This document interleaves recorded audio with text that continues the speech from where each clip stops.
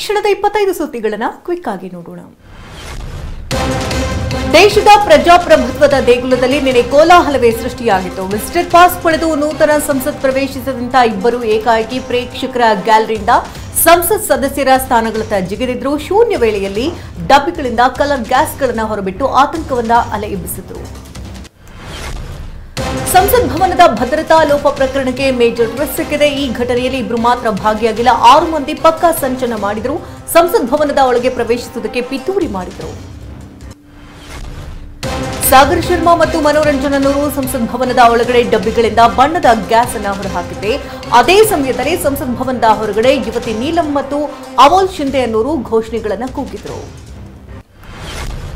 ಸಂಸತ್ ಒಳಗಡೆ ಕೋಲಾಹಲ ಎಬ್ಬಿಸಿದಂತ ಸಾಗರ್ ಶರ್ಮಾ, ಮನೋರಂಜನ್, ಸಂಸತ್ ಹೊರಗಡೆ ಗದ್ದಲ ಮಾಡಿದಂತ ಅಮೋಲ್ ಶಿಂದೆ ಮತ್ತು ಯುವತಿ ನೀಲಂ ಎಂಬ 4 ಬಂಧಿಸಲಾಗಿದೆ. ಇದೇ ಪ್ರಕರಣದಲ್ಲಿ ಮತ್ತೊಬ್ಬ ಶಂಕಿತ ವಿಕಿ ಶರ್ಮಾ ಎಂಬಾತನನ್ನ ಗುರುಗ್ರಾಮದಲ್ಲಿ ಬಂಧಿಸಿದ್ದಾರೆ. ತನಿಖಾ ಸಂಸ್ಥೆಗೆ ಸಿಕ್ಕಿರುವಂತಹ ಮಾಹಿತಿ ಪ್ರಕಾರ 6 ಮಂದಿ ಆರೋಪಿಗಳು ಸೋಷಿಯಲ್ ಮೀಡಿಯಾದಲ್ಲಿ ಪರಸ್ಪರ ಪರಿಚಯವಾಗಿದ್ರು. ನಂತರ ಗುರುಗ್ರಾಮದ ಮನೆಯೊಂದರಲ್ಲಿ ವಾಸವಾಗಿದ್ರು. ಲಲಿತ್ ಅನ್ನುವಂತಹ ಮನೆಯಲ್ಲಿ ಇವರೆಲ್ಲ ನೆಲೆಸಿದ್ರು.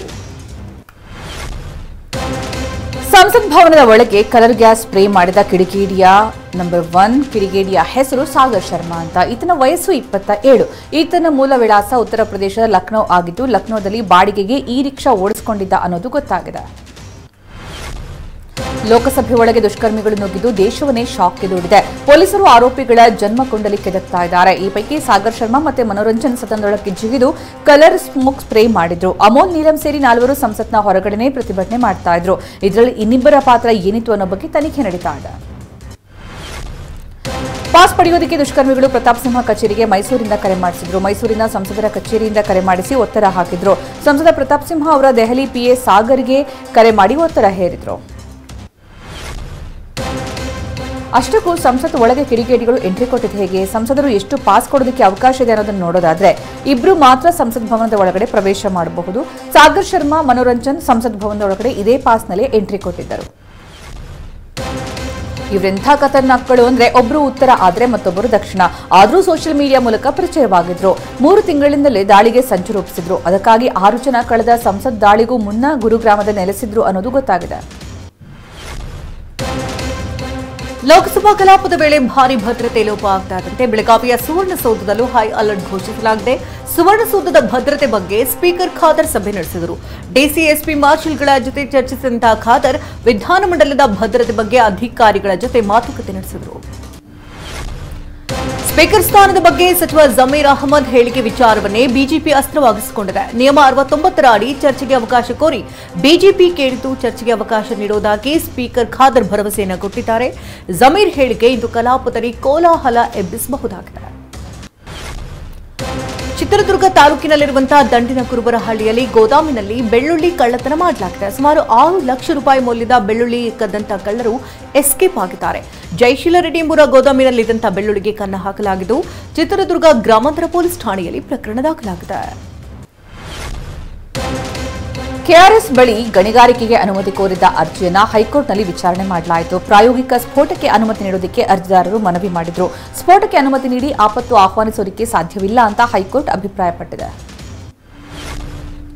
ಟಿವಿ9 ವರದಿ ಮಾಡ್ತಾ ಇದ್ದಂತೆ ಬೀಡಾಂಗಡಿ ಕಟ್ಟಡದಲ್ಲಿ ನಡೀತಾ ಇದ್ದ ಅಂಗನವಾಡಿಯನ್ನು ಶಿಫ್ಟ್ ಮಾಡಲಾಗಿದೆ. ಬೆಳಗಾವಿ ಜಿಲ್ಲೆಯ ಸವದತ್ತಿ ತಾಲೂಕಿನ ಮುರಗೋಡ ಗ್ರಾಮದಲ್ಲಿ ಬೀಡಾ ಅಂಗಡಿಯಲ್ಲಿ ಅಂಗನವಾಡಿ ನಡೆಸ್ತಾ ಇದ್ರು. 1.5 ವರ್ಷದಿಂದ ಬೀಡಾ ಅಂಗಡಿಯಲ್ಲಿ ಮಕ್ಕಳು ಓದ್ತಾ ಇದ್ರು. ಈ ಕುರಿತು ಟಿವಿ9 ವಿಸ್ತೃತವಾದಂತಹ ವರದಿ ಬಿತ್ತರಿಸಿತು. ಛತ್ತೀಸ್ಗಢ ಸಿಎಂ ಆಗಿ ವಿಷ್ಣುದೇವ್ ಸಾಯಿ ಪದಗ್ರಹಣ ಮಾಡಿದ್ರು. ಉಪಮುಖ್ಯಮಂತ್ರಿಗಳಾಗಿ ವಿಜಯ್ ಶರ್ಮಾ ಹಾಗೂ ಅರುಣ್ ಸಾವು ಪ್ರತಿಜ್ಞಾ ವಿಧಿ ಸ್ವೀಕರಿಸಿದ್ರು. ಅದ್ದೂರಿ ಸಮಾರಂಭದಲ್ಲಿ ರಾಜ್ಯಪಾಲ ಬಿಸ್ವಾ ಭೂಷಣ್ ಹರಿಚಂದನ್ ಅವರು ಸಿಎಂ ಹಾಗೂ ಡಿಸಿಎಂಗಳಿಗೆ ಗೌಪ್ಯತೆಯ ಪ್ರಮಾಣ ವಚನ ಬೋಧಿಸಿದರು. 2024ರ ಲೋಕಸಭೆ ಚುನಾವಣೆಗೂ ಮುನ್ನ ಉತ್ತರ ಪ್ರದೇಶದ ಅಯೋಧ್ಯೆಯಲ್ಲಿ ರಾಮಮಂದಿರ ಉದ್ಘಾಟನೆಗೆ ಸಿದ್ಧತೆ ನಡೆದಿದೆ. ಅಯೋಧ್ಯೆ ದೇಗುಲ ವಿಚಾರವಾಗಿ ಬಿಜೆಪಿಯನ್ನು ಎದುರಿಸೋದಕ್ಕೆ ಕಾಂಗ್ರೆಸ್ ಪ್ಲಾನ್ ಮಾಡಿದೆ. ರಾಮಮಂದಿರ ಉದ್ಘಾಟನೆ ದಿನದಂದು ಅಯೋಧ್ಯೆಗೆ ರೈಲು ಅಥವಾ ಬಸ್ನಲ್ಲಿ ಜನರನ್ನು ಕರೆದೊಯ್ಯೋದಕ್ಕೆ ಯೋಜಿಸಿದೆ. ಅಯ್ಯಪ್ಪ ಸ್ವಾಮಿ ದರ್ಶನಕ್ಕೆ ಭಾರಿ ಸಂಖ್ಯೆಯಲ್ಲಿ ಶಬರಿಮಲೆಗೆ ಭಕ್ತರು ಧಾವಿಸ್ತಾ ಇದ್ದಾರೆ. ಭಕ್ತರನ್ನ ನಿಯಂತ್ರಿಸುವುದಕ್ಕೆ ಕೇರಳ ಸರ್ಕಾರ ವಿಫಲವಾಗಿತ್ತು. ಗಂಟೆಗಟ್ಟಲೆ ಸರದಿ ಸಾಲಿನಲ್ಲಿ ನಿಂತಹ ಪರಿಣಾಮ ಬಾಲಕಿಯೋರ್ಗಳು ಮೃತಪಟ್ಟರೆ ಇನ್ನೊಂದು ಅವಘಡದಲ್ಲಿ ಯಾತ್ರಿಕನೊಬ್ಬ ಅಸುನೀಗಿದಂತಹ ಘಟನೆ ನಡೆದಿದೆ. ದೆಹಲಿಯ ಫತೇಪುರದಲ್ಲಿ ಭಾರೀ ಅಗ್ನಿ ಅನಾಹುತ ಸಂಭವಿಸಿದೆ. ಗೋದಾಮಿನಲ್ಲಿ ಬೆಂಕಿ ಹೊತ್ತಿಕೊಂಡಿದ್ದು ಎಲ್ಲವೂ ಭಸ್ಮ ಆಗಿದೆ. 20 ಅಗ್ನಿಶಾಮಕ ದಳದ ವಾಹನಗಳು ಸ್ಥಳಕ್ಕೆ ಆಗಮಿಸಿ ಬೆಂಕಿ ನಂದಿಸುವಂತಹ ಕಾರ್ಯದಲ್ಲಿ ತೊಡಗಿದ್ವು. ಬೆಂಕಿ ನಂದಿಸುವುದಕ್ಕೆ ಅಗ್ನಿಶಾಮಕ ಸಿಬ್ಬಂದಿ ಹರಸಾಹಸವನ್ನೇ ಪಟ್ಟಿದ್ದಾರೆ. ಅಸ್ಸಾಂನಲ್ಲಿ ಭಾರೀ ಮಳೆಯಾಗ್ತಾ ಇದೆ. ಡಿಬ್ರೂಗಢ ಪ್ರದೇಶದಲ್ಲಿ ವರುಣ ಅಬ್ಬರಿಸಿ ಬೊಬ್ಬೆರೆದಿದ್ದು ಆಲಿಕಲ್ಲು ಸಮೇತ ಮಳೆಯಾಗಿದೆ. ಬಿರುಗಾಳಿ ಸಮೇತ ಮಳೆಗೆ ಜನರು ಕಂಗಾಲಾಗಿದ್ದಾರೆ. ಆಲಿಕಲ್ಲನ್ನ ಕೆಲವರು ಪಾತ್ರೆಯಲ್ಲಿ ಸಂಗ್ರಹಿಸಿಟ್ಟಿರುವಂತಹ ದೃಶ್ಯಗಳು ಕಂಡುಬಂತು. ಉತ್ತರಾಖಂಡ್ನ ಚಮೋಲಿಯಲ್ಲಿ ಹಿಮಮಳೆ ಆಗ್ತಾ ಇದೆ. ಹಿಮಮಳೆ ಹೆಚ್ಚಾಗಿದ್ದು ಮನೆಗಳು ಮುಚ್ಚಿ ಹೋಗಿದೆ. ರಸ್ತೆ ಸಂಪೂರ್ಣ ಹಿಮದಿಂದ ಆವೃತವಾಗಿದ್ದು ವಾಹನಗಳ ಸಂಚಾರಕ್ಕೆ ಅಡಚಣೆಯಾಗಿದೆ. ಚಮೋಲಿಯಲ್ಲಿ ಪ್ರವಾಸಿಗರು ಕೂಡ ಪರದಾಟವನ್ನು ನಡೆಸುತ್ತಿದ್ದಾರೆ.